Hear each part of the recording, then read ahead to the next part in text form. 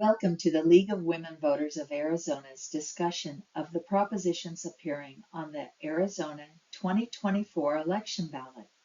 We'll be sharing information on ballot propositions. The League of Women Voters of Arizona is a nonpartisan grassroots civic organization that encourages informed and active participation in government, works to increase understanding of major public policy issues, and influences public policy through education and advocacy. With over 100 years of experience, the League is one of America's oldest and most trusted civic nonprofit organizations. Thank you for viewing today. An informed voter is a powerful voter. Know before you go vote. Look at the November ballot and the tools we have to complete our ballots. You'll find more information on vote411.org, a League program, and the voter guide brought to us by the Clean Elections Commission. And remember to start at the bottom of your ballot and complete the whole ballot. On your ballot, you'll have all the candidates for federal offices: President, Vice President, Senate, and Congress, statewide offices, and our state legislature, which includes 30 senators and 60 representatives that are elected every 2 years, county offices, local city councils, and school boards. We will also be deciding if we'll retain or remove judges. And finally, the propositions. You'll find the statewide measures, including initiatives brought forward by the legislature or citizens to amend or make new laws. Referendums, which are citizen-led, to stop a law from being enacted, and local bonds and overrides. The proposition that impacts women's health care rights is Proposition 139, proposed by initiative petition relating to the fundamental right to an abortion. Proposition 139, proposed by initiative petition relating to the fundamental right to an abortion, is a citizen initiative to amend the Arizona Constitution. A yes vote on this proposition will establish a constitutional right to an abortion in Arizona, prevent the state from interfering with a person's right to choose an abortion before fetal viability unless there's a compelling reason and the least restrictive means are used.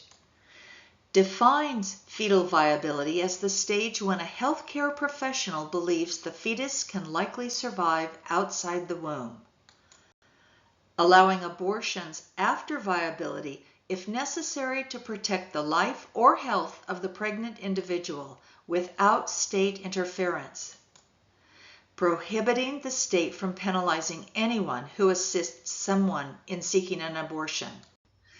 A no vote on Proposition 139 will not establish a constitutional right to abortion in Arizona. Keeps current abortion restrictions of a 15-week ban in effect.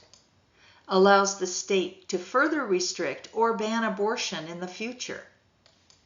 Permits continued state regulation of abortion without constitutional protections. Does not provide new protections against penalties for individuals or healthcare providers assisting with abortions. Those in support for Proposition 139 argue, this proposition enshrines the right to abortion in the Arizona Constitution, safeguarding individuals' privacy and autonomy over reproductive health decisions, and protecting birthing people from legislative or political interference before fetal viability. This amendment will restore the reproductive freedoms Arizonans had for 50 years before Roe v. Wade was overturned, allowing families to make their own medical decisions without government interference. By defining fetal viability and conditions for abortion, the measure aligns with medical standards and reduces legal ambiguity for those licensed to provide health care.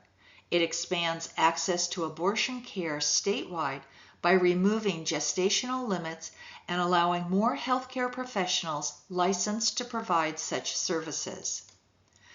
The Arizona Abortion Access Act is a promise to women and families that they are empowered to make their own decisions about their own bodies and healthcare decisions.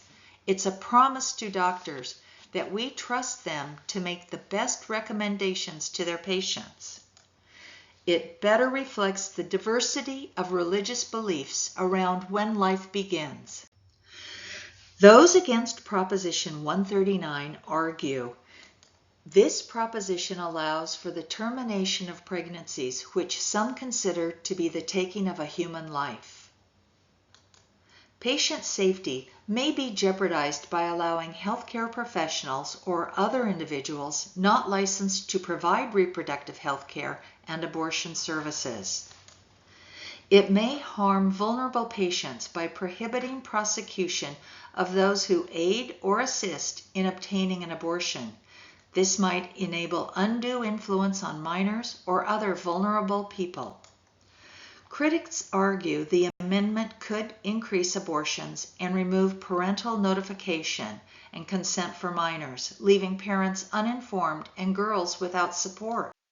And just a reminder of these important election dates to mark on your calendar. October 7th is the voter registration deadline. Between October 9th and November 1st, we'll begin our in-person early voting. October 25th is the last day to request an early mail-in ballot. October 29th is the last day to mail in your early ballot. November 5th is Election Day. In-person ballot or drop-off mail ballot by 7 p.m. And our polls will open at 6 a.m. If you are a registered voter, your rights are protected under federal law. Every registered voter is eligible to vote. Your right to a ballot is protected under the Voting Rights Act. The Help America Vote Act ensures that all individuals who visit a voting location will be allowed to vote. If you do not have the proper identification and a poll worker says you are ineligible, you must be allowed to vote with a provisional ballot. Remember, there are 13 ballot propositions, so please go to vote411.org to read the analysis of each one. Your vote is your voice. And if you are at vote411.org, thank you for becoming an informed voter. For additional questions, feel free to email us at lwvazadvocacy@gmail.com.